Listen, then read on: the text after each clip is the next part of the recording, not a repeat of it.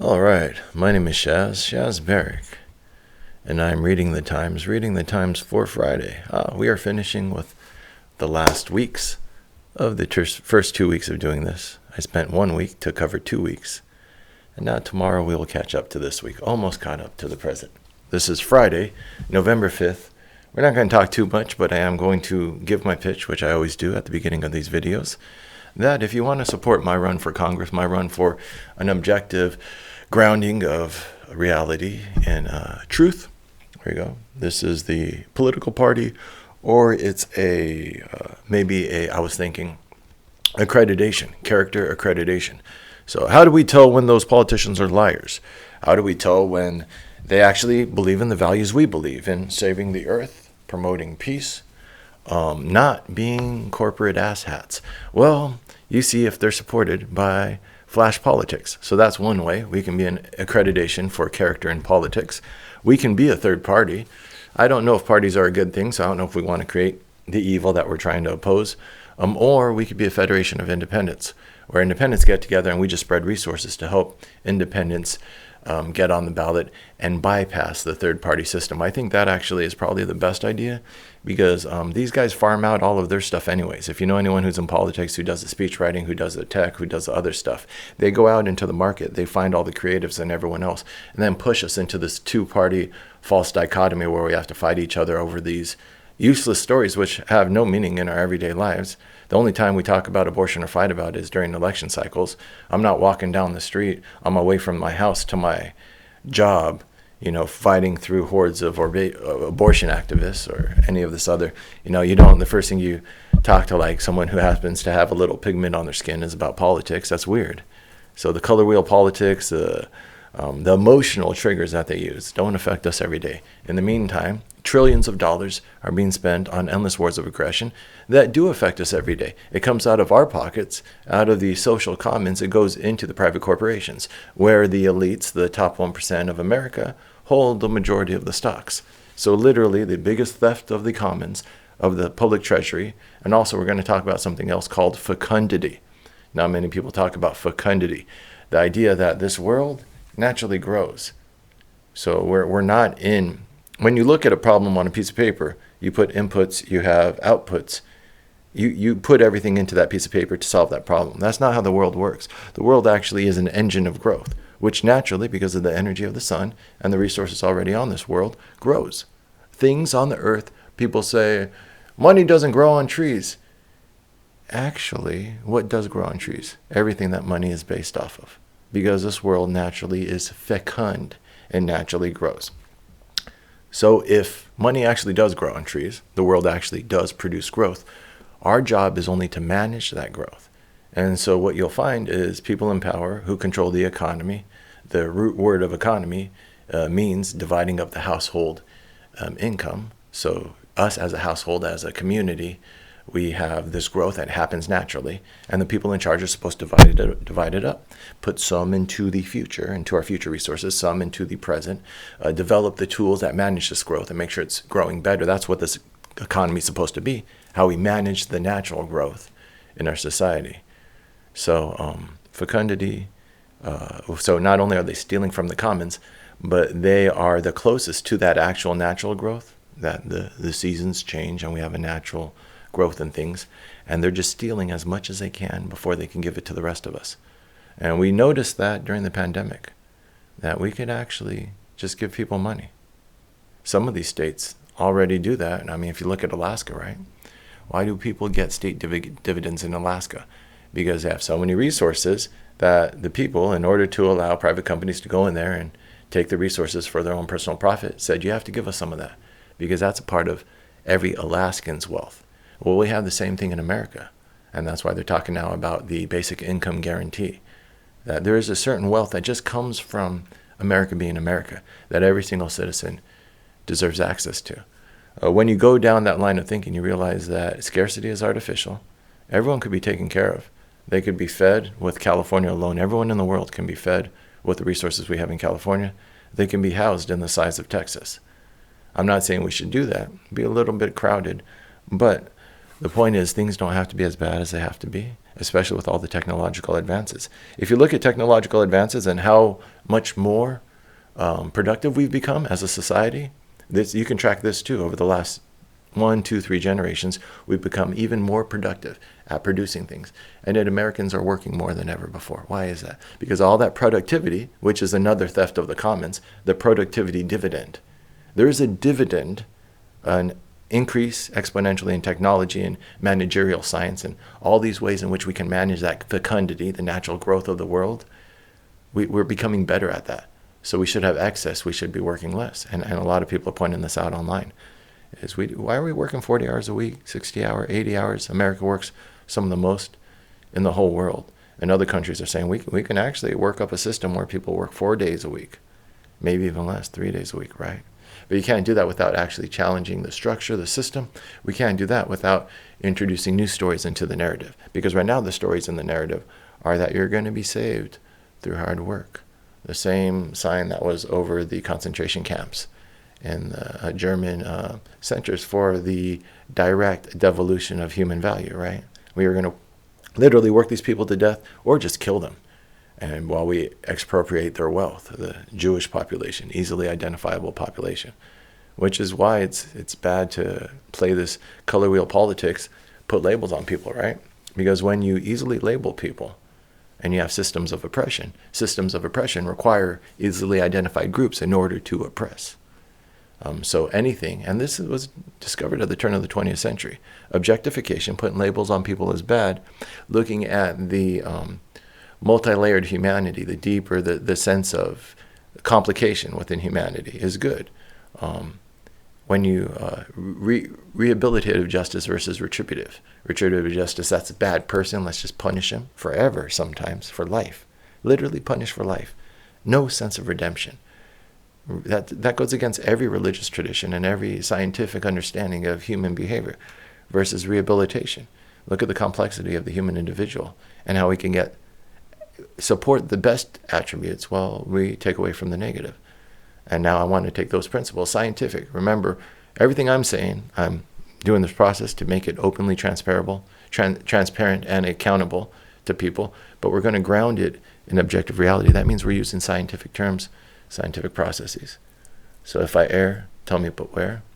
But in everything I've discussed about theft from the commons, theft of that public dividend of productivity, which has been stolen. I mean, if you say, Shaz, show me where it went, though.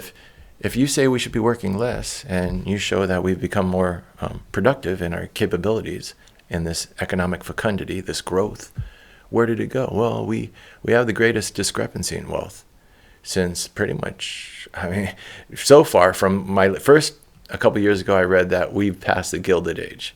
So when we got the New Deal and we had all that economic, political, labor unrest at the turn of the 20th century, we're past that discrepancy. Now, the latest I've read is we're past the French Revolution. So you don't think some of this energy has to be grounded into political reality? We're passing the economic inequalities that have sparked revolutions of the past. The only reason they haven't yet is because we live in an authoritarian system. And I'm looking at this from the outside, or from the inside, but trying to get an objective outer picture. I'm like, where is the front in this war? Where is a place where we can apply our energy and to affect the most change? And I decided it's in the narratives. It's in the stories we tell ourselves. Maybe I'm biased because I'm a publisher and I would like to sell my books. But it's in the stories we tell ourselves. So let me continue to audit those stories, and then let us use our resources, our best loving resources, creative resources, our potential, our human potential, as storytellers first and foremost, to create better new stories, to tell ourselves more humane stories, more loving stories. That's something I came up with over the weekend. It's going to be about love versus power, about whether we can tell more loving stories that are compassionate, that lift each other up, versus power stories that are about authority, believing that the only way that we can organize society is through oppression. And those are the current leaders. That's what they truly believe. But I'm going to prove that to you shortly. Okay, that was good. 10 minutes in and out. Reading the Times for Friday, November 5th, 2021. Stephen Sweeney, New Jersey Senate President, loses to Republican truck driver. Though Mr. Sweeney's district in the southwestern part of the state has never been deeply blue like the northeastern counties, it has reliably elected a Democrat since its creation in 1973, save for 1 year when the Democratic incumbent switched parties. The surprising defeat of Mr. Sweeney, coupled with Mr. Murphy's slim margin of victory and unexpectedly tight races involving popular rising Democratic stars in the state like Vin Gopal, a state senator from Monmouth County, reveals a Republican Party that seems to be marching back to relevance. While Mr. Murphy was largely able to come to an agreement with Mr. Sweeney and enact his agenda, the Senate president was often the most powerful counterforce in a state controlled by Democrats. Without Mr. Sweeney at the helm of the Senate, and with other Democratic losses in the southern part of the state, Mr. Norcross may no longer possess the ironclad control to shape state policy, though he still counts numerous legislators as allies. In an interview, Mr. Norcross described Mr. Sweeney as the Lyndon Johnson of the state legislature, who brought order to the chaos. He said that the sudden swelling of Republican turnout and independents' anger happened with such warp speed that there was nothing that could be anticipated or done, because it's not like we didn't have money available to do it. He added that the Democratic Party will need to change both in the state and around the country to win back voters. Nicholas Scutari, a Democratic state senator from northern New Jersey, is seen as a possible candidate to replace Mr. Sweeney in the state leadership.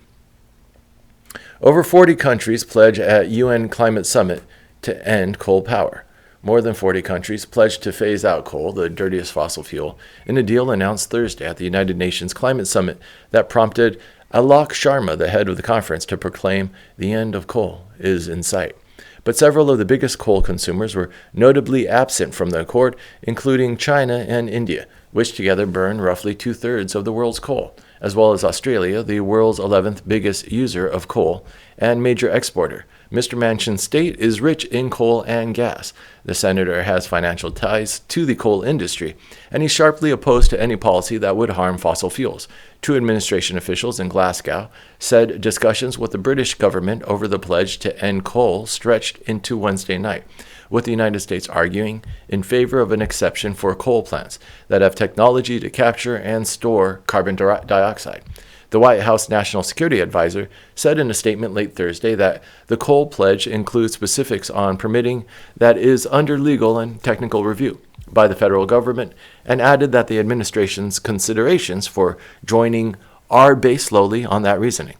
The use of coal power in the United States peaked in 2007 and is fast declining, replaced by cheaper natural gas, wind, and solar power. The statement only says that major economies commit to phasing out coal power in the 2030s, while the rest of the world would phase out coal by around 2040s. The World Coal Association did not respond to a request for comment about new announcements, but earlier this week said efforts to eliminate coal ignored the fact that coal remains critical to energy supply in 80 countries and the livelihood of more than 790 million people who have no access to reliable and affordable power. Some of those countries signed the pledge.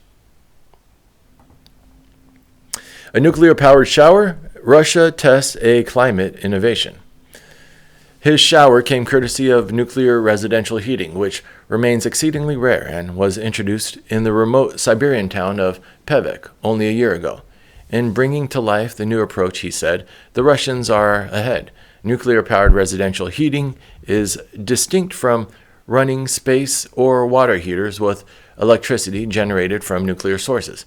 Direct nuclear heating, tried in small pockets of Russia and Sweden, circulates water between a power plant and homes, transferring heat directly from fissioning uranium atoms to residences. The rest comes from all these other things. Yes, but a nuclear shower? Professor Buongiorno said he would take one, but conceded that obviously it's not going to work if people don't feel comfortable with the technology. The experiment with nuclear heating hardly makes Russia a crusader on climate change. The United States operated a barge-based reactor to electrify the Panama Canal Zone from 1968 to 1976, and Sweden used nuclear heating in a suburb of Stockholm from 1963 to 1974.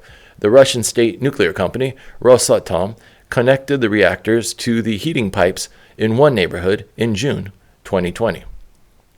California tries to close the gap in math, but sets off a backlash.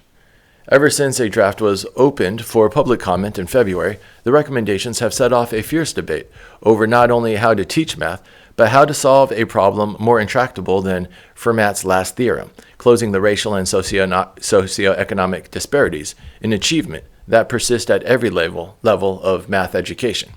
Even parents who hated math in school will argue to keep it the same for their kids. The battle over math pedagogy is a tale as old as multiplication tables. Today, the battles over the California guidelines are circulating around a fundamental question: who or what or whom is math for? Testing results regularly show that math students in the United States are lagging behind those in other industrialized nations. An open letter signed by hundreds of California workers in science and technology described the draft as an endless river of new pedagogical fads that effectively distort and displace actual math. Williamson M. Evers, a senior fellow at the Independent Institute and a former official with the Education Department during the administrations of George W. Bush, was one of the authors of the letter and objected to the idea that math could be a tool for social activism. Math is math. 2 + 2 = 4. Distress over the draft made it to Fox News. Their middle school math students are not split up, but rather take integrated courses meant to build their understanding year by year, though other high school students can still opt into high-level classes like calculus. ANC suffers worst election setback since end of apartheid. Facing widespread anger over corruption and collapsing services, the party won less than 50% of the vote nationally on Monday, the first time in its history that it has failed to cross the threshold. Significantly low voter turnout was further indictment of the ANC and the main opposition parties, with voters choosing smaller identity-driven parties. Even with its losses Monday, the ANC remains South Africa's dominant party, having secured 46% of the vote. As far as we're concerned, we are the winning party on that board. But Ms. Duarte acknowledged that voters have sent a message. For some South Africans, the decision not to vote or to vote for a smaller party may have partly been meant to punish a party that has fallen short of the ideals of Mandela, its famed leader, she said.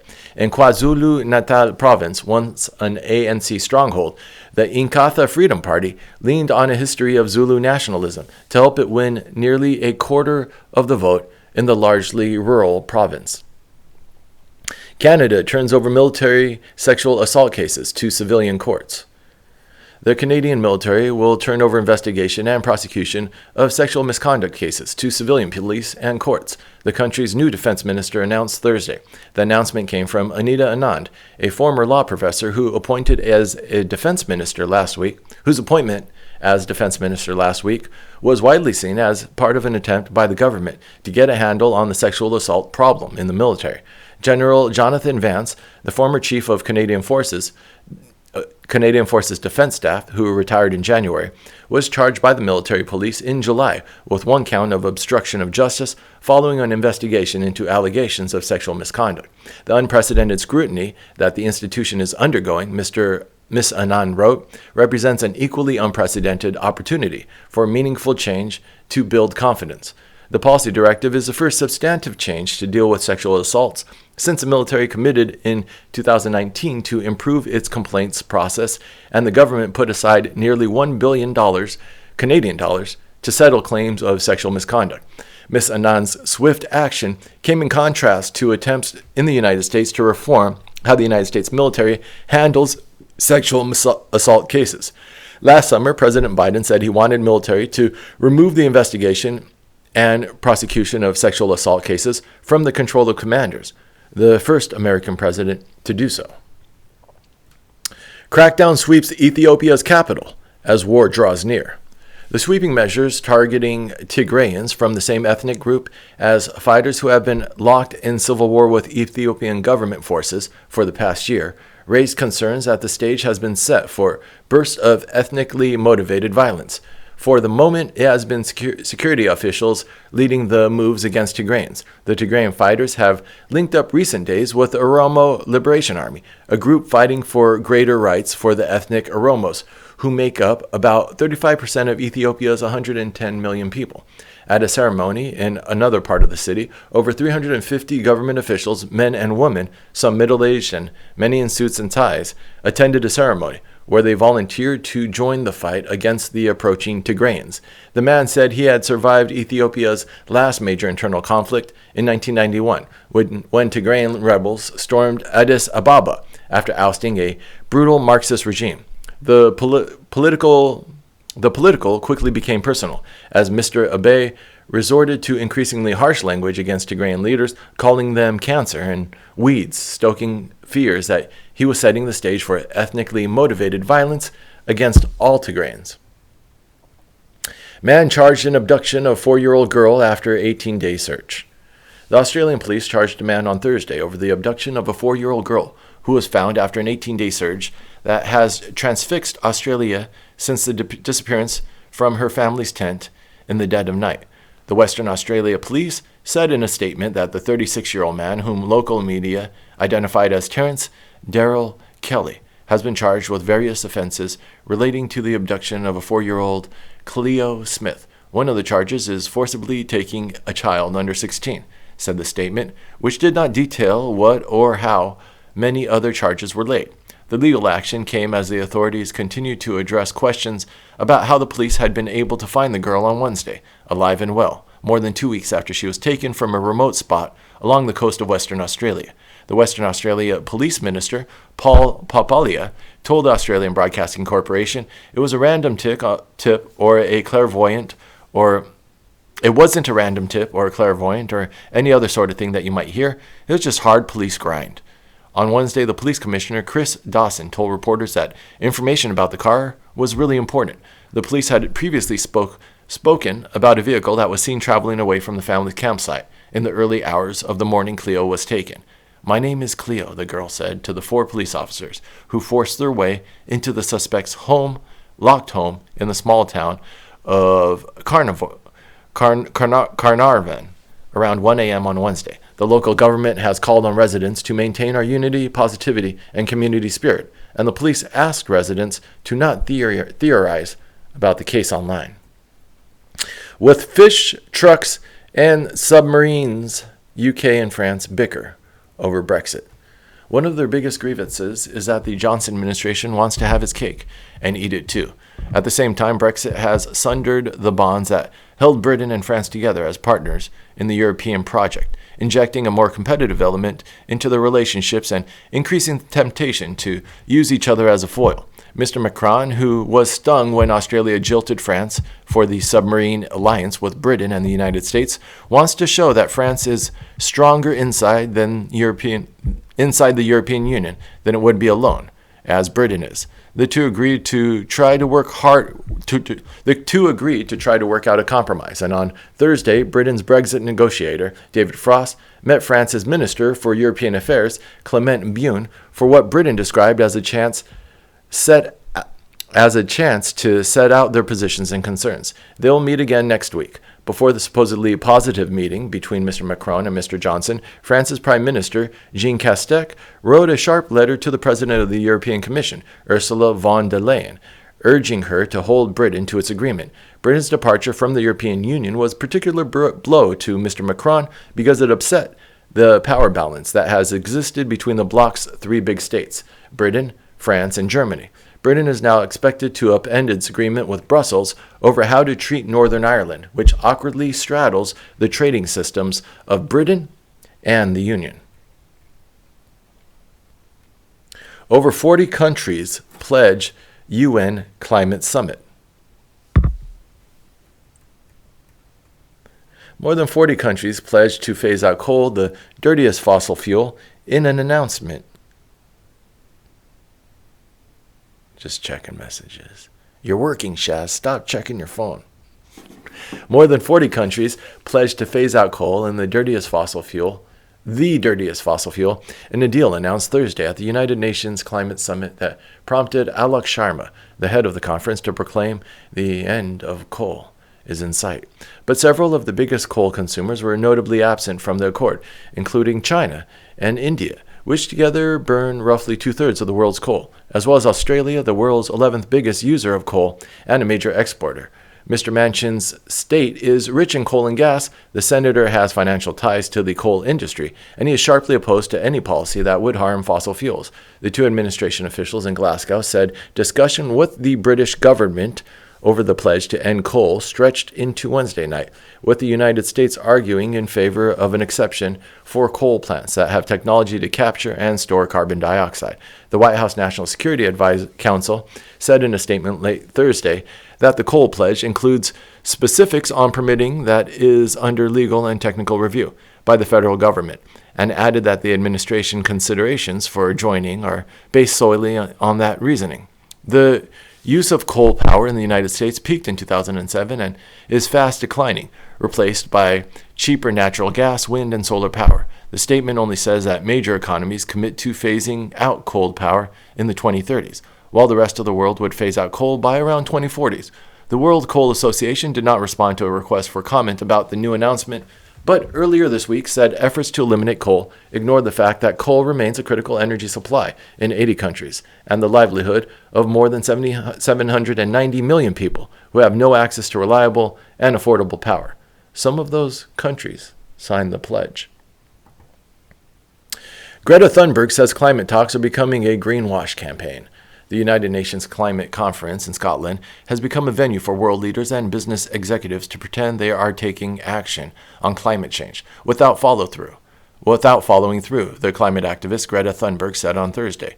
At panel events Thursday in the New York Times, at New York Times Climate Hub in Glasgow, Ms. Thunberg and other young female activists, including Vanessa Nakate and Malala Yousafzai, also spoke about the critical role that young women have played in rallying protesters and pressuring world leaders to take action. The comments came on the fifth day of the summit meeting, a gathering that John Kerry, the United States climate envoy, has billed as the planet's last best chance to curb the fossil fuel emissions that are driving climate change.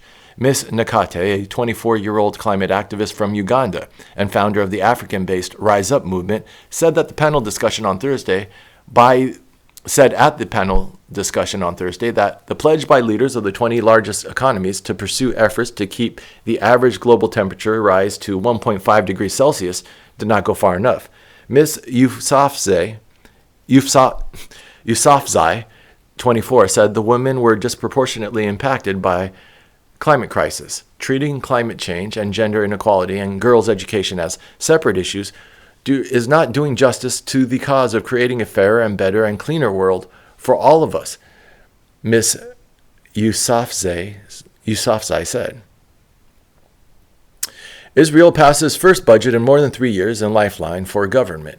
Israel's parliament narrowly approved a state budget on Thursday, the country's first in more than 3 years, removing an imminent threat to the survival of government that could bring some political stability after a chaotic stretch of 4 elections within 2 years. The razor-thin majority eked out by Prime Minister Naftali Bennett's coalition of 8 parties with clashing ideologies and disparate agendas raised questions about whether the government could last out its 4-year term and end Israel's prolonged political morass. Low-grade issues of contention are already dividing coalition members, such as recent approvals of new construction in Jewish settlements in the West Bank, pressure from Biden administration to reopen a consulate for Palestinian affairs in Jerusalem, and the fate of a rogue West Bank settler outpost set up in the last days of the last government. Most parties in the alliance, including Mr. Bennett's right-wing Yamina faction, only won seats in parliament in the single digits, yet each holds veto power over the government. Professor Hazen cautioned that there are multiple ways in Israel of bringing down a government, and because of the coalition's slim majority, it would only take 1 or 2 disgruntled lawmakers to cross the lines and vote with the opposition for the Knesset to dissolve itself. Mossi Raz, a lawmaker from Meretz, a left-wing party in the coalition which opposes Israel's settlement policies, said that his party had participated in governments led by labor leaders in the past that also built many homes in Jewish settlements. Why Biden donors are frustrated, hurt feelings, and voting rights alarms. As Joseph R. Biden Jr. hopped from Manhattan high-rises to Silicon Valley mansions to gather campaign checks in 2019, he developed a certain way of thanking the well-heeled donors who invested in his presidential campaign. Now, nearly 10 months into his presidency, some of Mr. Biden's most loyal contributors and top fundraisers are feeling neglected, if not outright cast aside, according to more than 30 interviews with Democratic donors, fundraisers, and the operatives who work with them. Biden advisors described the frustrations as ordinary and temporary donors grumbling and maintained that the president is prioritizing solving domestic and international challenges. Separate from the outreach issue, a number of major Democratic donors, in particular in Silicon Valley, have been pressing Mr. Biden to move more forcefully on passing voting rights legislation, seeing state-level Republican restrictions on voting as an essential crisis for democracy. My view is that the last thing that should be on anyone's mind should be the donor community. While almost everyone acknowledged that the pandemic has prevented some of the easiest staples of donor management, photo opportunities, and in-person schmoozing, the communication so far has been so lackluster that some donors have been privately searching amongst themselves for explanations, holding sidebar conversations to ask if they somehow offended the Biden team. As donors track the action on Capitol Hill and in the governor's race in Virginia, there's been another less pressing matter that some have also been watching: whether there will be holding holiday parties this year at the White House, which donors are typically invited to, along with a chance for a photo with the president. Senate confirms Robert Santos as the first Latino to lead the U.S. Census Bureau. The Senate on Thursday confirmed Robert Santos as the head of the Census Bureau, making him the first person of color to serve as permanent director of the agency that counts the United States population, balances the number of electors to the Electoral College, and tracks changes to demographics and wealth in the country. The 58-35 vote to fill the position with permanent director helped bring closure to a tumultuous period in which the previous director resigned out of concern that the agency had become a political weapon under the Trump administration. In January, the former director, Stephen Dillingham, left the job, citing concerns that the Trump administration's threats to deport undocumented immigrants had caused a chilling effect on survey response, undermining accurate population counts during the 2020 census. Under President Donald J. Trump, the Bureau was ordered to tally undocumented immigrants in what the Democratic strategists saw as an effort to strip immigrants from the population count used to allocate House seats. Mr. Santos currently serves as vice president and chief methodologist at the Urban Institute in Washington and has worked extensively in survey sampling, studying outreach to undocumented immigrants, refugees, and other disadvantaged populations. We need to protect our census from the pressures of partisan politics, and Mr. Santos is a perfect fit. Senator Chuck Schumer of New York, the majority leader, said in a statement. Will Murphy move to the center after his narrow victory in New Jersey? For much of his first term, Governor Philip D. Murphy of New Jersey governed his largely suburban state as a steadfast liberal, winning an increase in the minimum wage, a tax hike on the wealthy, and legalization of marijuana. Mr. Murphy's narrow victory, combined with a Republican upset in the Virginia governor's race and Republican gains in New Jersey state legislature, suggests the nation's political winds may have shifted rightward. On Tuesday, voters in South Jersey ousted the state's second most powerful lawmaker, the Senate President, Steve Sweeney, a Democrat who was also Mr. Murphy's main political rival. Sweeney keeping his seat and Murphy winning by 10 would be nowhere near as good. Still, the day after the election, few Democrats were talking much about Mr. Murphy's most contentious policy goal: codifying abortion rights to protect against the possibility of a Supreme Court decision overturning Roe v. Wade, expanding gun control laws to allow victims to sue gun manufacturers, reducing long mandatory sentencing for nonviolent crimes. We have to be more focused on speaking to what we have delivered for working families and the bold vision going forward. On Thursday, Mr. Murphy spoke at a convention in Atlantic City, New Jersey, organized by one of his strongest allies, the New Jersey Education Association. Though Mr. Murphy won more votes on Tuesday than he did in 2017, Democratic turnout in many parts of the state, in the suburbs as well as heavily immigrant communities and poor rural areas, were lackluster.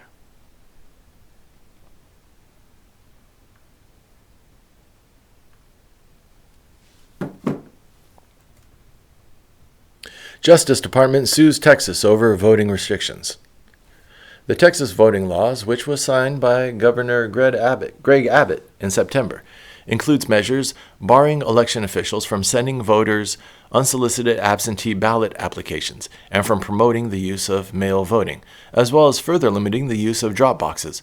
Kristen Clark, the head of the department's Civil Rights Division, said that the Texas law restrictions on how poll workers could aid voters and its requirements for absentee ballots were unlawful and indefensible. Mr. Abbott defended the law, writing on Twitter, "Bring it, bring it.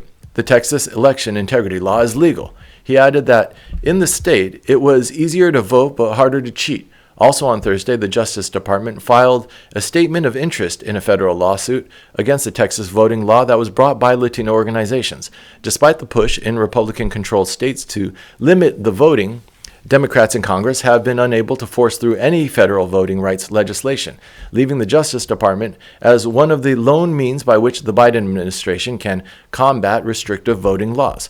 These vulnerable voters already confront barriers to the ballot, and SB 1 will exacerbate the challenges they face in exercising their fundamental right to vote, the department wrote in its lawsuit, referring to the Texas voting bill. The Texas law is a textbook example of why Congress needs to reauthorize the Voting Rights Act. Trey Martinez Fisher, a Texas state representative who led Democrats in fleeing the state in July and in an effort to delay the Republican voting bill and to pressure the Senate to pass a sweeping federal voting rights bill, commended the Justice Department for seeking to block the law. Calling Texas the poster child for voter suppression in the country, he said that until the Senate passed the federal voting bill, it's important for the Department of Justice to utilize every single tool they have in states like Texas. The Democratic lawmakers from Texas spent nearly 6 weeks in Washington trying to persuade Senate Democrats to bypass the chamber's rule requiring 60 votes to enact most legislation, so the party could enact the federal voting rights bill. NY City Council sees historic changes and Republicans gain ground. Though Democrats cruised to victory in the vast majority of races, Republicans defended the 3 city council seats they held, including one that Democrats sought to flip. Even in 2 races where incumbent Democrats were running for re-election on multiple party lines, they received more votes on the Republican ballot line than the Democratic one. Among the still undecided races was a re-election bid by Councilman Justice Brannon, a Democrat who is a contender to become City Council Speaker next year, and whose Brooklyn districts include Bay Ridge, Diker Heights, Bensonhurst, and Bath Beach. Most council members, including Mr. Brannon, voted for that budget. The Democratic candidate in District 47 in Brooklyn, Ari Kagan, was ahead of his Republican opponent, Mark Suskiewicz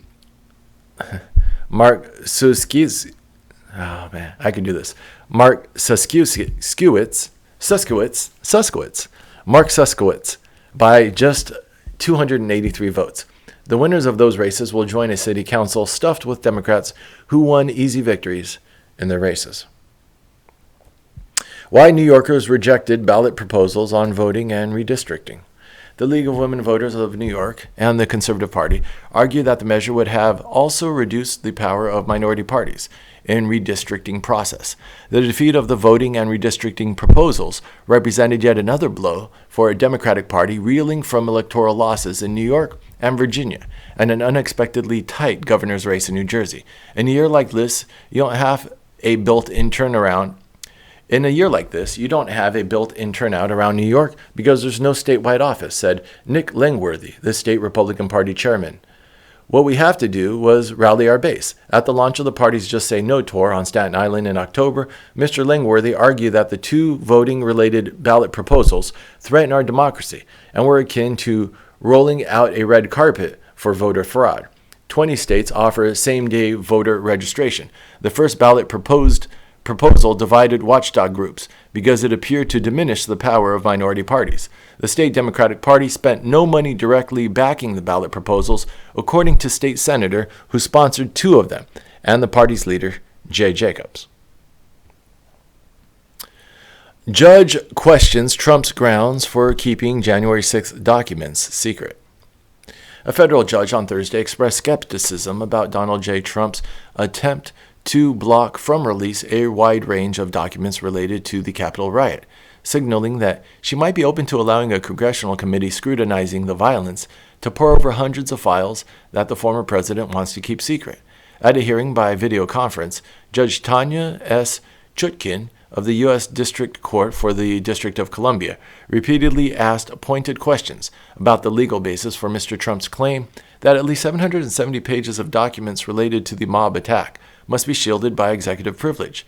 Elizabeth J. Shapiro, a Justice Department lawyer representing the National Archives, noted that the case was a rare instance in which the court had been asked to settle a dispute between a former president and a current president over which presidential documents can be made public. Judge Chutkin repeatedly sparred with Mr. Clark over why Mr. Trump wanted the documents kept secret. The judge repeatedly pressed Mr. Clark to name what harm the former president would suffer if she allowed the documents to be turned over to the committee.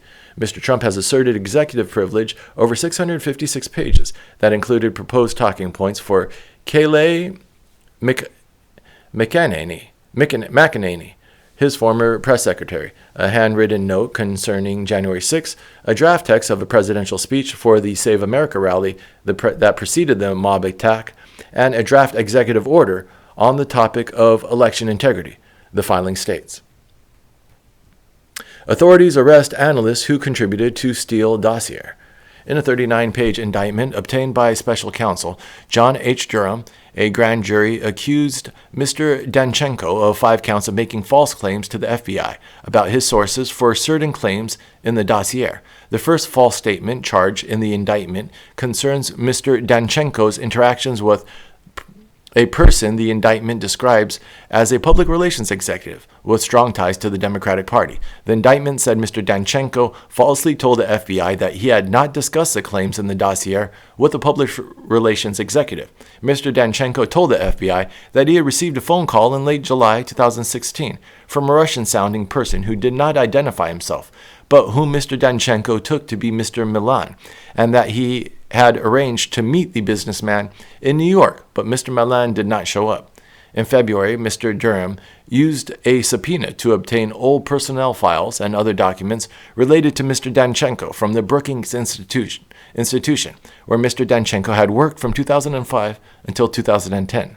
The charges against Mr. Danchenko follow Mr. Durham's indictment in September of a cybersecurity lawyer, Michael A. Sussman, which accused him of lying to the FBI about who he was working for when he brought concerns about possible Trump-Russia links to the Bureau in September of 2016. The Atlanta mayor's race proceeds to a runoff without Kasim Reed. Felicia Moore, the city council president, finished first in Tuesday's race with about 40% of the vote, followed by Andre Dickens, a city councilman, who narrowly bested Mr. Reed with about 23% of the vote. Mr. Reed led a crowded field of contestants in early polling with a message heavily focused on promise to fix the city's violent crime problems. In recent years, he has focused on ways to help disadvantaged people find jobs in the city's growing technology sector. Ms. Moore had served the city council for more than 2 decades after serving as head of her neighborhood association. During the current campaign, she has emphasized good government reforms she championed at City Hall, where she was an outspoken critic of perceived excesses in the Reed administration. Their advancement into the runoff ensures that the city's streak of electing African-American mayors, which stretches back to 1973, will be unbroken, despite a significant influx of white residents in recent years. House Democrats hunt for votes to pass Biden's domestic agenda. House Democrats are scrambling to line up votes needed to push through a $1.85 trillion social safety net, climate and tax bill, as moderate Democrats, spooked by Tuesday's electoral drubbing, have raised concerns about the cost and details of the rapidly evolving plan.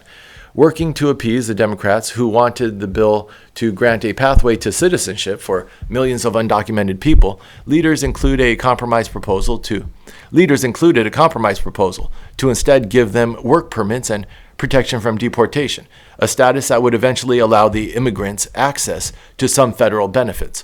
Whether I'm up or down on this, we want to see some things in writing.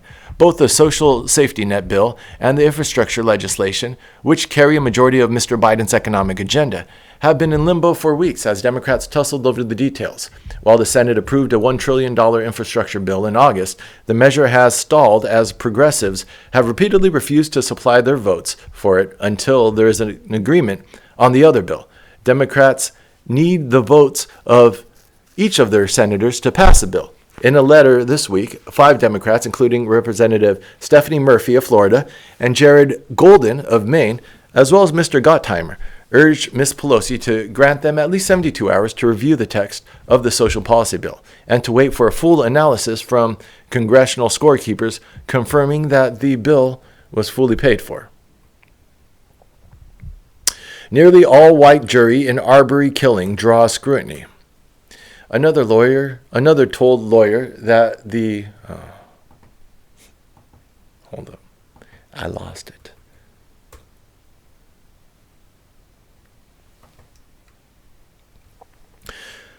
Another told lawyers that the whole case is about racism, but the fact that the jury will be composed of 11 white people and 1 black person in Deep South trial over the killing of a black man has profoundly dismayed some local residents who already had concerns about whether the trial would be fair. At the heart of the matter in the Georgia case, and many others like it, where white people dominate the jury box, is the ability of lawyers to issue a limited number of peremptory challenges, which usually require no explanation, to strike potential jurors from the process.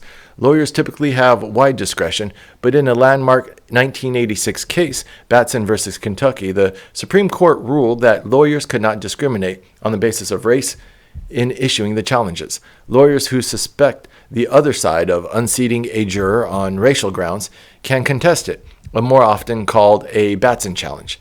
That is what unfolded for almost 2 hours on Wednesday in the Glynn County Courthouse as defense lawyers walked Judge Walmsley through the detailed reasons they believe that each of the 8 black residents should not be seated, such as the pro-Arbery hashtags that some potential jurors had posted online or the negative opinions that formed about the 3 defendants, Gregory McMichael, 65, his son Travis McMichael, 35, and their neighbor William Byron, 52. Lauren D. Hogue, one of the lawyers for the elder Mr. McMichael, described preemptory strikes as an important tool that allows lawyers to weed out the worst of the worst, by which she meant the people who seem to be irredeemably biased. In California Law Review article last year, the lawyer Annie Slogan argued that Batson was now widely considered to be a toothless and inadequate decision that fails to reduce an unfair exclusion of jurors of color. Ms. Sloan noted that Batson challenges were rarely successful in part because it was too easy for lawyers to come up with a race-neutral justification for their strike. 4 takeaways from the Kyle Rittenhouse homicide trial. The 4th day of the Kyle Rittenhouse trial in Kenosha, Wisconsin, was marked by graphic video of the shootings on August 25, 2020, and by emotional testimony by witnesses who were only feet away from Mr. Rittenhouse as he shot himself and killed Joseph Rittenbaum, one of 3 men who were shot that day. The prosecution called Richie McGinnis, the video director for the Daily Caller, a conservative news and opinion site, Ryan Balch, one of a number of armed men, including Mr. Rittenhouse, who came to Kenosha after protests over a police shooting turned destructive, and Detective Martin Howard, Detective Martin Howard of the Kenosha Police Department. Mr. McGinnis of the Daily Caller testified that he saw Mr. Rittenhouse shoot Mr. Rosenbaum, 36, before Mr. McGinnis helped rush Mr. Rosenbaum to the hospital across the street. Mr. McGinnis told jurors that Mr. Rosenbaum ran into Mr. Rittenhouse, lunged at him, and reached for Mr. Rittenhouse's gun before Mr. Rittenhouse fired. Another armed man who had come to Kenosha said he saw Mr. Rittenhouse as unexperienced. Another prosecution witness, who said he, like Mr. Rittenhouse, has come to Kenosha that night to help protect businesses amid the unrest, told jurors that he met Mr. Rittenhouse that night and considered it part of his responsibility to watch over him. Mr. Balch added that the sense of Mr. Rittenhouse was one of the reasons we kind of stayed with him. Mr. Balch said he was concerned that Mr. Rittenhouse's youth and the general way he was carrying himself might make him vulnerable on the street. In Florida, a firestorm over silenced university professors grow. In Florida, a firestorm over silenced university professors grows. Governor DeSantis has always championed free speech, open inquiry, and viewpoint diversity on college and university campuses. Asked on Wednesday whether the administration had any role in the university's actions, a university spokeswoman, Hesse Fernandez, replied with a single word, no. Despite the denials, a legion of critics continued to say that the university's actions bore the marks of political meddling. More than 80 professors who regularly testify in lawsuits accuse the university of a serious violation of academic freedoms and faculty speech rights. A bevy of academic organizations asked the university to reverse itself. Mr. DeSantis made a rare trip to Gainesville in September to trumpet the news that the University of Florida had been named one of the top 5 public universities in the annual rankings by U.S. News and World Report. The university had ordered them not to participate in the case, saying that their work would pose a conflict of interest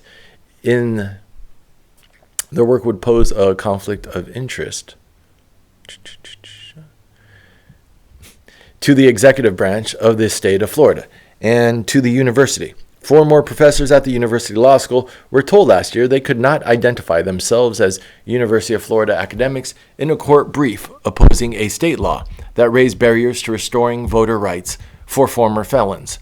In the case of the 3 political science professors, university officials contended they had not restricted their free speech rights or academic freedoms, but only barred them from undertaking paid work that is adverse to the university's interests as a state of Florida institution. Mr. DeSantis' spokeswoman echoed their arguments in her statement, saying the Constitution guarantees the right for free speech, but that no right to profit from speech. But Dr. Goldhagen, the pediatrics expert, said he was barred from submitting a court declaration in August, even though he was not being paid for it, and he was never asked whether he was being paid for it.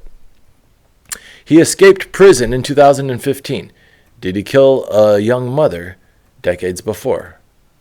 Lawyers for the convicted men make another incendiary claim in court filings. Not only did Mr. Matt kill Miss Maindel, he might have carried out the murder at behest of the lead detective who investigated the crime, David Bentley, is totally, absolutely, unequivocally insane, Mr. Bentley said, adding that he did not know Mr. Maindel and had testified against Mr. Matt in a different murder case. You could almost say, I love the kid. But he does not believe that Mr. Matt, a convicted killer, could have murdered Miss Maindel, saying he was just a punk. And, just one second, I have to turn this off. Sorry. He was just a punk and wasn't a candidate for a crime like that. Somebody's planted the idea about him just to defend Pooh and Lorenzo, he said. Desperate to return home, Mr. Lorenz concocted a bizarre plan to confess to Deborah Maindel's murder, according to his defense team, and implicated Mr. Poog, his sometime burglary partner, thinking it would bolster his story. Mr. Poog's lawyer, Zachary Margulis Onuma, said he was gratified that honest, courageous prosecutors followed the evidence. In a court filing last month, Mr. Loren's lawyer said Miss Mandel had been having an affair with Mr. Bentley and had become aware of unspecified acts of corruption by the detective. In late September, a letter to Mr. Harady, which was turned over to the defense, Mr. Sweat suggested he could offer another plausible explanation to who had killed Deborah Mendel. Bones in the backyard, how police cracked a grisly cold case. On December 10, 1976, George Clarence Seitz left his home in Jamaica, Queens, to get a haircut and never came back. The ensuing investigation, which involved witnesses, interviews, and record searches spanning 5 states, led them to crucial evidence that linked Mr. Mata to the crime, the Queens District Attorney Melinda Katz said in a statement. Mr. Mata made no statement at this arrangement, according to Daniel A. Saunders, a prosecutor with the Queens District Attorney's Office. A lawyer for Mr. Mata did not respond to requests for comment. Michelle Jones said she owned a salon called Sisters in Style that operated in the space where Mr. Mata and his brother, Benjamin, ran their barbershop from 1970s to 1985. During her time managing the space, 2016 to 2019, she said that random men also stopped by, asking if she knew the Matas and telling stories about them. Democrats deny political reality at their own peril. Tuesday's election result trend lines were a political nightmare for the Democratic Party, and no Democrat who cares about winning elections in 2022 and the presidential race in 2024 should see them as anything less. What would do justice and what is badly needed is an honest conversation in the Democratic Party about how to return to the moderate policies and values that fueled blue wave victories in 2018 and won Joe Biden the presidency in 2020. Given the stakes for the country, from urgent climate and social spending needs to the future of democracy, Americans badly... Who is this? The editorial board. This is the editorial board writing this. Americans badly need a rolling conversation today and in the coming weeks and months about how moderate voters of all affiliations can coalesce behind and guide the only party right now that shows an interest in governing and preserving democratic norms. Virginia is a cross-section of the suburbs, education levels, and racial diversity that is a mirror of what a winning coalition-driven Democratic Party should be. A national Democratic Party that talks up progressive policies at the expense of bipartisan ideas and that dwells on Donald Trump at the expense of forward-looking ideas is at risk of becoming a marginal Democratic Party, appealing only to the left. In Buffalo, New York, the Democratic Socialist who bested the current mayor, Byron Brown, in the Democratic primary appears to be losing to Mr. Brown's write-in campaign. Democrats, it's time to get moving. Democrats are engaging in a lot of soul-searching after Tuesday's elections.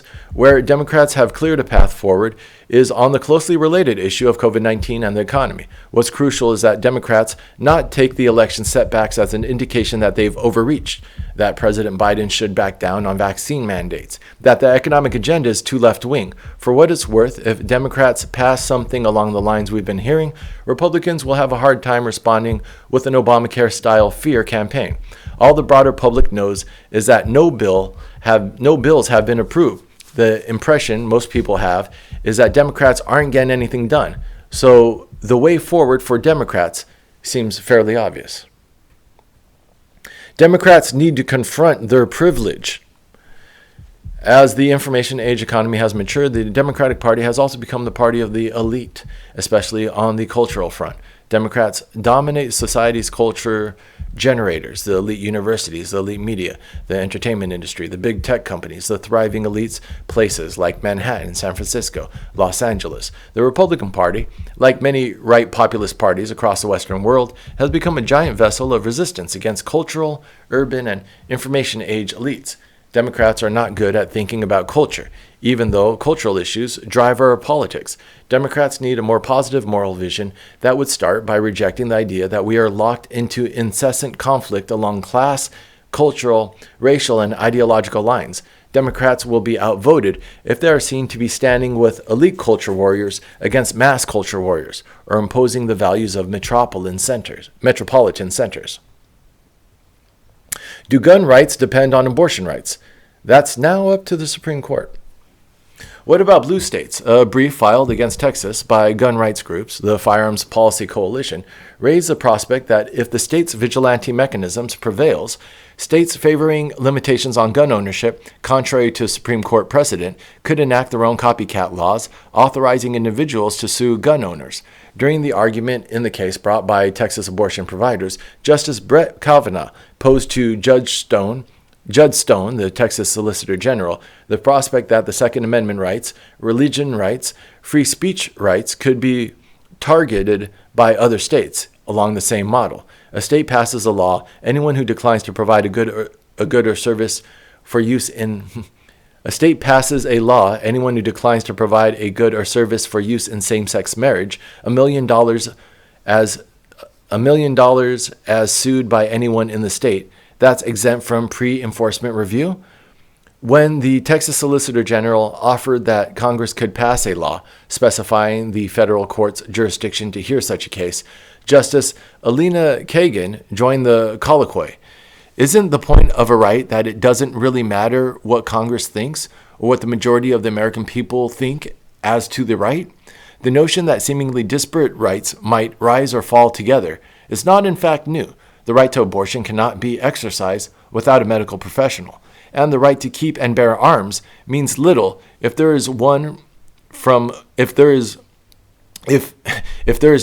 whom to acquire a handgun or ammunition. At the heart of the Texas response to the Justice Department's lawsuit was a claim that the federal government had no business coming into court to vindicate a right that the state has chosen to render inaccessible. I just turned 60, but I feel like I'm 22. Go back to the good old days when women were limited to professions like education and nursing and little else. Back to a time when opportunities available to black and brown people, and black and brown women especially, were even more profoundly limited?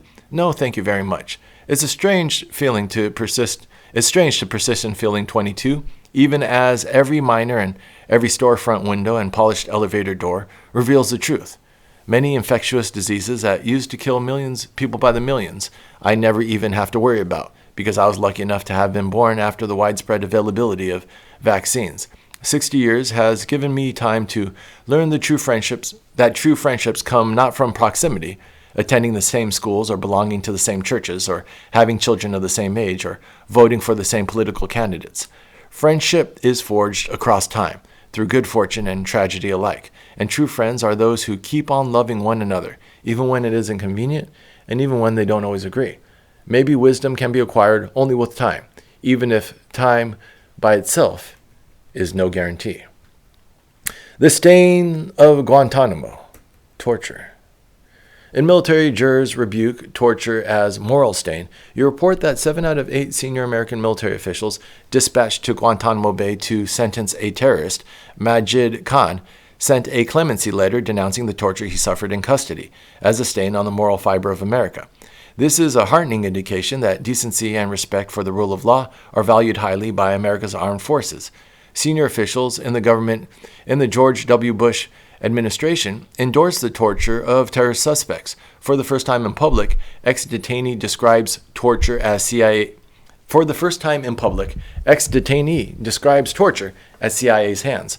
About sentencing hearing, testimony of the Guantanamo detainee Majid Khan exposes the sheer brutality and immorality of the U.S. post 9/11 use of torture. Though President Barack Obama ordered the torture program to be shut down in 2009 and Congress voted in 2015 to turn the executive order into law, the CIA is still trying to block those it tortured from revealing their horrible truths. All who survive the CIA black sites must be allowed to enter their experience of torture into the record in U.S. courts.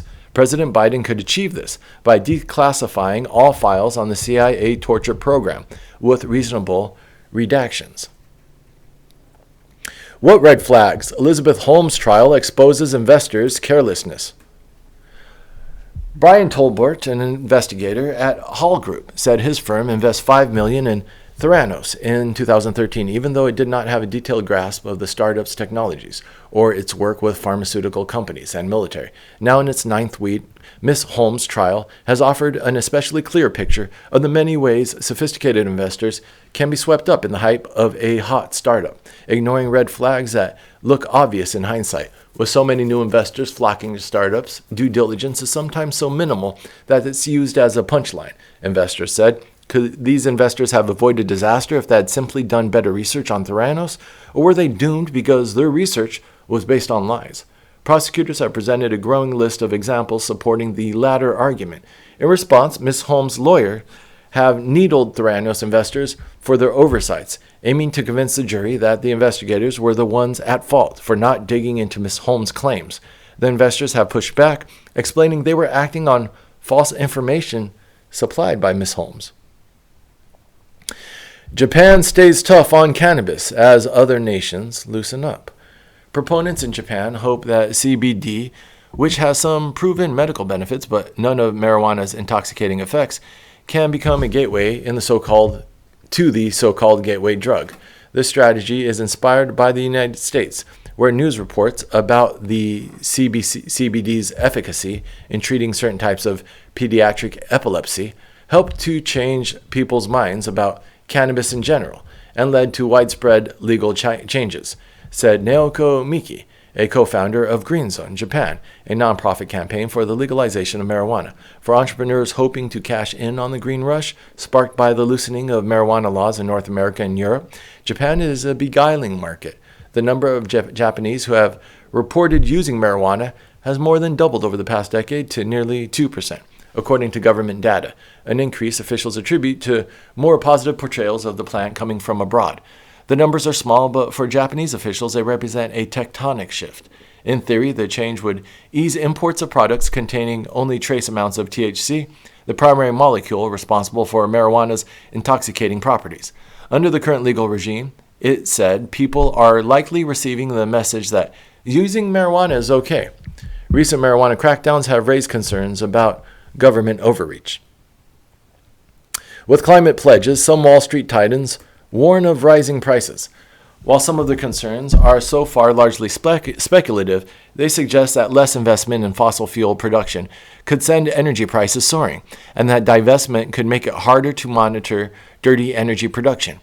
Jamie Dimon, chief executive of JP Morgan Chase, said in an interview that the world should be transitioning to a decarbonized economy right now, but he cautioned that while less money was being invested in fossil fuels, therefore tightening the supply, it was important for banks to keep funding conventional energy production.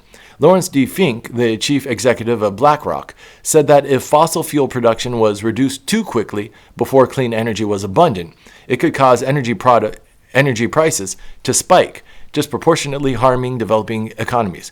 There is little to suggest that pledges to withdraw investment from fossil fuel businesses are affecting short-term energy prices.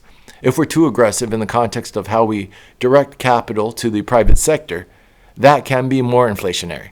To supporters of the divestment movement, attributing high energy prices to the push to reduce funding of fossil fuels is a cynical attempt to undermine what they say is an important part of the solution to the climate crisis. Banks should be doing their part. Plus, we need thoughtful government policy. Mr. Fink of BlackRock echoed the call for a more deliberate approach to the global energy transition, including efforts to ensure that developing countries had access to cleaner sources of energy and became less reliant on the burning of coal for power. In spending bill, Democrats rely on budget gimmicks they once derided. 4 years ago, the Republicans marched ahead with a $1.5 trillion tax cut. The top Democrats in Congress assailed them for hiding the true cost of the legislation, arguing that it was loaded with budget gimmicks and packed with stealthy tax tricks that would saddle the nation with even more debt. Kent Smetters, the faculty director of the Penn Wharton budget model, said the proposal had echoes of the temporary tax cut that the Republicans passed for individuals in 2017.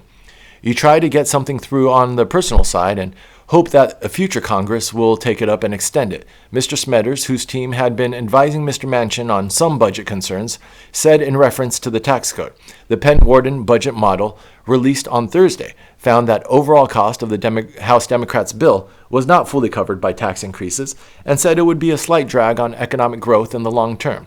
Lawmakers tinkered with delaying the corporate tax cut. They set individual tax cuts to expire in 2025, and they phased out other tax breaks that intended to give an initial boost to business development. Hiding the details of the real cost of the trillions of dollars in new government spending and tax increases by using budgetary gimmicks is an attempt to disguise the true cost and impact the reckless tax and spend spree that will have the true cost and impact the reckless tax and spend spree will have on the nearly $29 trillion national debt, rising prices, jobs, and inflation, they wrote. Facebook faces new antitrust lawsuit. In the suit, Photos founders Champ Bennett, Omar El Sayed, and Russia Armand claim that after Mr. Zuckerberg and other Facebook executives downloaded their app and approached them about a partnership, no deal materialized. Photos seeks unspecified monetary damages from Facebook. In February 2015, Brian Huron, then Facebook's strategic partnership manager, reached out to Photo's founders to discuss a platform integration opportunity. According to the suit, Mr. Huron offered to integrate Photo into Facebook's newsfeed, the suit says, which was prime real estate on the world's largest social platform. Mr. Huron told Photo that Facebook was hung up on some legal conversations, the suit said. On October 22, 2015, just hours before Photo was set to launch its Android app, Instagram unveiled a product that was a slavish clone of Photo, according to the suit. The Bank of England edges closer to raising interest rates, but holds itself steady. The Bank of England is still expected to be the first major central bank to raise rates. Investors pushing rates in financial markets higher had bet on an increase of 15 basis points, or 0.15 percentage points. That would have taken the Bank of England's interest rate to 0.25% from 0.1%. Echoing Christine Lagarde, the head of the European Central Bank, the British Central Bank also expects supply chain disruptions to last longer than expected. The future of wholesale energy prices was very uncertain, having already increased for oil by 80% and for natural gas by 400% since the end of last year, the bank said. The bank is expecting only a small increase in unemployment in the current quarter, and by the time the central banks meet again in mid-December, there will be updated labor market data for October, giving insight into what happened when the government stopped supporting wages up to 80% of the hours not worked. Provided the incoming data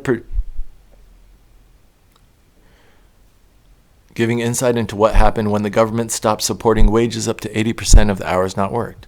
Provided the incoming data, particularly on the labor market, were broadly in line with the central projection in this month's monetary policy report, the central bank said it would be necessary over coming months to increase bank rates to return inflation to its 2% target. Blue Origin loses legal fight over SpaceX's NASA moonshot contract. A federal judge on Thursday rejected Jeff Bezos' latest legal attempt to overturn NASA's multi-billion-dollar moonlander contract with Elon Musk's SpaceX. The decision ended a months-long battle between the space companies of two of the world's richest men that posed a significant obstacle to NASA's plan to returning humans to the moon for the first time since 1972. NASA has been unable to work with the program with SpaceX for the duration of Blue Origin's legal challenges, which may delay the return to the moon. Blue Origin sued NASA in August, contending that the agency unfairly awarded to SpaceX a $2.9 billion contract in April to conduct its first two missions to the moon. Not the decision we wanted, Mr. Bezos wrote on Twitter after the ruling, but we respect the court's judgment and wish full success for NASA and SpaceX on the contract. A spokesman for Blue Origin said the company's lawsuit highlighted what it considered important safety issues in NASA's efforts to award funds for a lunar lander. That must still be addressed, but added, we look forward to hearing from NASA on next steps for future moon lander competitions under the Artemis program. While SpaceX did not comment, Mr. Musk, reacting to the ruling, posted an image on Twitter referencing Judge Dredd, a dystopian science fiction comic book and film, saying, "You have been judged." Blue Origin had partnered with Lockheed Martin, Northrop Grumman, and Draper to develop and offer its Blue Moon lunar lander to NASA at a cost of $5.9 billion. NASA ended up giving a contract to SpaceX alone, as the company's bid was half the price of Blue Origin's Blue Moon proposal. OPEC and Russia won't expand oil output faster, in rebuff to President Biden. The jump in prices, Mr. Biden said Tuesday, is a consequence of, thus far, the refusal of Russia or OPEC nations to pump more oil. But on Thursday, there was no change of heart at that monthly meeting of OPEC Plus, the group of 23 oil-producing nations led by Saudi Arabia and Russia. The group said it was committing to ensuring committed to ensuring a stable and balanced oil market, and officials stress they have been responsible stewards of the oil market, carefully matching output to rising demand. The Prince's Point, said Bhushan Bari, an executive director at IHS Markit, a research firm, was that OPEC Plus is managing oil better than other sources of energy are being managed, so don't be critical of us. Mr. Bari noted that although Saudi Arabia has returned its oil production to pre-pandemic levels, the output of the United States, the world's largest oil producer, is still well below what it was before the virus hit. Mr. Biden has raised the possibility of tapping the United States Strategic Petroleum Reserve to modestly increase oil supplies as a means to control price. There's probably growing frustration among the oil producers in OPEC Plus at being asked to supply more barrels by Western leaders who are also calling for a rapid transition to renewables and an end to the age of oil. Helima Croft, the head of commodities research at RBC Capital Markets, an investment bank, wrote in a note to clients. The Saudi oil ministers said the uncertainty about the future market for oil discourages investment in energy supplies. Uber loses $2.4 billion thanks largely to its Didi investment. On Thursday, Uber said it lost $2.4 billion thanks largely to its investment in Chinese ride-hailing company Didi. The Didi investment weighed heavily on what was otherwise a fairly upbeat quarter for Uber, as both customers and drivers increasingly returned to the road. The loss was 123% more than the same quarter a year ago, when Uber's business was reeling from the pandemic. The crackdown caused Didi's stock price to tumble and led to a $3.2 billion hit for Uber, which sold its Chinese business to Didi in 2016 in exchange for equity. Uber's gross bookings, the total amount it brings in before fees and payment to drivers, increased 57% to $23.1 billion. Drivers steadily returned to the platform in the third quarter, Uber said, adding that the company has added 640,000 new drivers and couriers to its platform since January. In the third quarter, Uber said 109 million users were active on its platform, including riders and customers of Uber Eats, its food delivery business. U.S. sets Jan 4th vaccination deadline for big private employers. The Biden administration on Thursday set January 4th as the deadline for large companies to mandate coronavirus vaccinations or start weekly testing of their workers, the government's biggest effort yet to enlist private businesses in combating the virus. The new rule, applying to companies with 100 or more employees, is expected to cover 84 million workers, roughly 31 million of whom are vaccinated. In a separate measure that will affect 17 million more workers, nursing homes, and other health care facilities that receive Medicare and Medicaid funds must ensure all employees are vaccinated by January 4th, with no option for testing. In a Mercer poll of 1,088 companies conducted on October 4th, roughly 13% of respondents said they were requiring all employees to be vaccinated, regardless of work location. Employers must provide information about the total number of fully vaccinated workers to employees or their unions, which the agency believes will aid compliance. Too many essential and frontline workers' lives continue to be on the line in this pandemic, and having a standard to protect workers across the board is critical, it said. How Tyson Foods got 60,500 workers to get the coronavirus vaccine quickly. Its low-wage workers typically stand elbow to elbow to do the work of cutting, deboning, and packing meat, making them particularly vulnerable to airborne viruses. There isn't enough of a supply of workers to take the place if a large number of workers are getting sick. Mr. King began to consider a mandate during a July 4th vacation. The worst vacation of my life, he said, as the Delta variant surged throughout the country. A number of workers died at the plant where she works, a 15-minute drive away in Albany, one of the early epicenters of the outbreak. Mr. Miller, who worked for Tyson for 12 years, said he felt betrayed by the mandate. A lot of good workers and long-time workers lost their jobs because they didn't trust the vaccine, he said. Mr. King said he has received comments from workers in emails and text messages To help make clear the mandate was about keeping workers safe, Tyson needed support from its largest unions, the Retail, Wholesale, and Department Store Union, and the United Food and Commercial Workers Union. Center of Italy's anti-vaccine protest is now a COVID hotspot.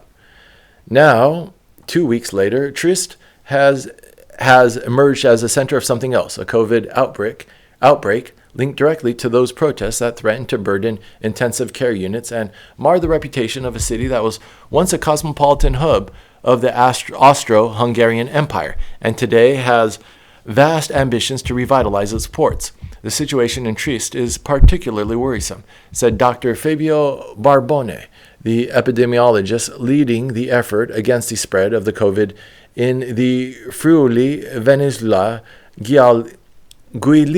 Giulia region, where Trieste is the capital. On a recent morning in Trieste's main Unità d'Italia square, a central theater of many of its demonstrations, Dario Giacomini,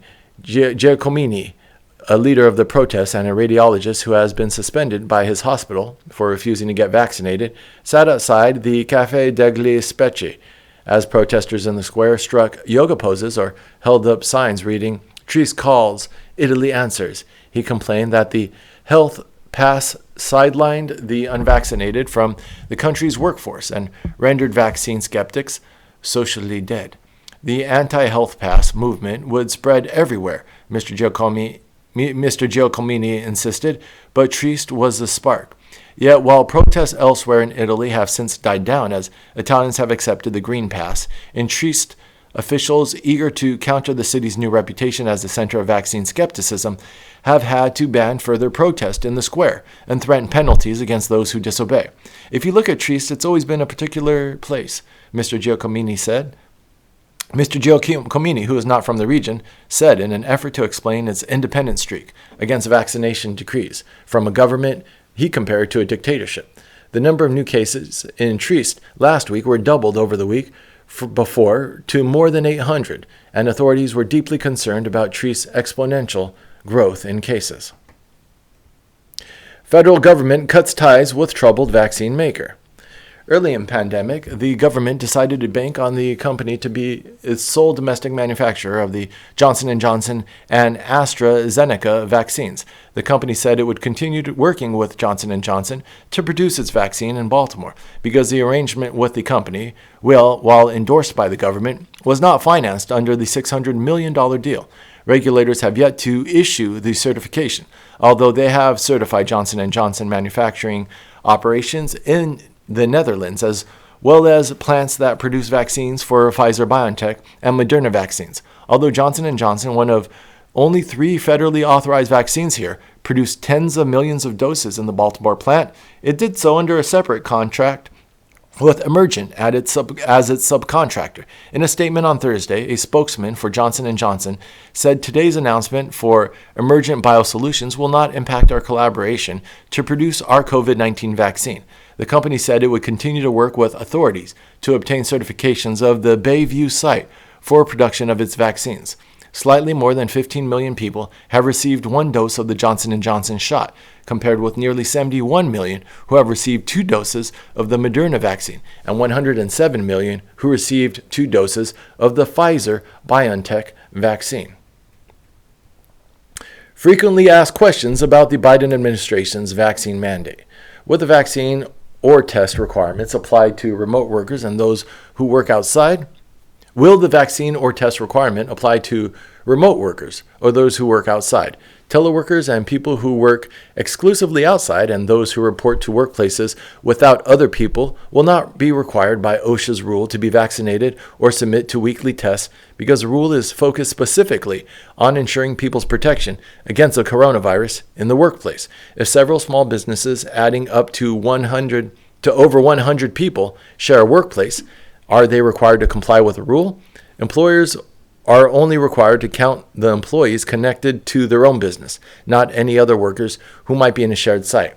How will the rule be enforced? OSHA is expecting that the vast majority of workers will comply with its rule, but it will investigate complaints that workers raise. How will workers report company violations to OSHA? To report employers who are not in compliance with OSHA's rule, workers can file a written complaint, submit a whistleblower complaint online, or call the agency at 1-800-321-OSHA. Does the federal rule supersede any conflicting state laws on vaccine mandates? OSHA's standard pre-exempts the existing rule of state governments, except in states that have their own OSHA-approved agencies dealing with workplace issues. If a state with its own workplace safety agency refuses to create its own rule and files a lawsuit, will companies have to comply with OSHA's rule until the suit is heard in court, or will the rule be blocked until that time? The court hearing the legal challenges would address the question of whether or not employer has to follow the rule. Once OSHA's rules is put in place, the proportion of American population that is expected, what is the portion of American population that is expected to be vaccinated? It is estimated that 31 million of the 84 million workers covered by the rule are currently unvaccinated, and that 72% of them will get vaccinated because of the new requirements. All right. And the last article, Britain becomes the first to authorize an antiviral pill for COVID-19. Britain, which has already ordered enough supplies of the pill for 480,000 people, is one of a growing list of wealthy countries that have raced to lock up supplies of the drug. The drug is expected to become available in the United States as soon as December, after a panel of experts meets at the end of this month to make recommendations to the Food and Drug Administration about whether it should be authorized for high-risk COVID patients. Merck has entered into licenses with 8 makers of generic drugs in India to manufacture its pill for poorer countries. Last week, Merck also granted a royalty-free license for the pill to a United Nations-backed nonprofit in a deal that would allow the drug to be made and sold cheaply in poorest countries. Merck said last week that it expected the drug to generate between $5 billion and $7 billion in revenue globally through the end of next year. Britain's regulator said the drug was not recommended for women who are pregnant or breastfeeding, and that women who could become pregnant should use contraception while taking the drug, and for 4 days after. It's not recommended for pregnant or breastfeeders. Interesting. All right, that has been Reading of the Times for Friday, November 5th, 2011. 2011. Reading the Times for Friday, November 5th, 2021. We're done with the first 2 weeks. And now we're going to tease out the narratives. We have to summarize these. So soon you're going to get videos summarizing the narratives of the first 2 weeks of the New York Times. What are the greater stories they're trying to push onto us compared to objective reality? Until then, my name is SHAZZBARBARIC, SB Barrick, signing off. Links below how you can support me. Have a beautiful day.